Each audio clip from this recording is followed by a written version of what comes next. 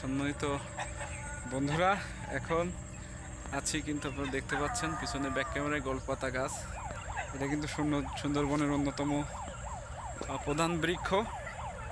আমরা এসেছিলাম যেহেতু এখানে আজকে আমাদের বার্ষিক বনভোজনে।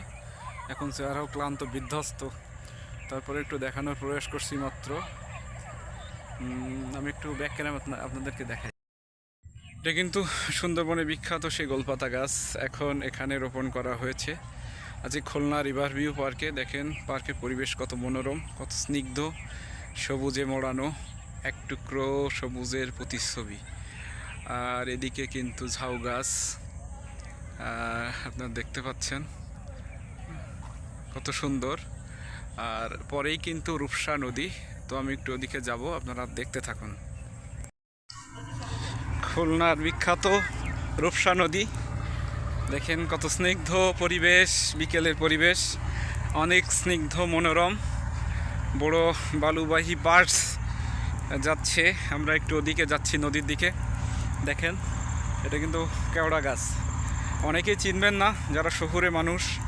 খুলনা যেহেতু সুন্দরবনে প্রবেশদ্বার, সুন্দরবনের অনেক গাছ কিন্তু এখানে আপনারা পাবেন। দেখেন অনেক সুন্দর।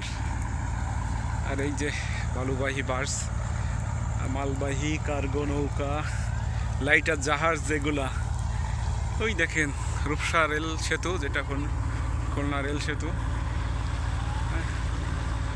অনেক সুন্দর সুন্দর প্রকৃতির মাঝে আমরা দাঁড়িয়ে আছি, অনেক সুন্দর।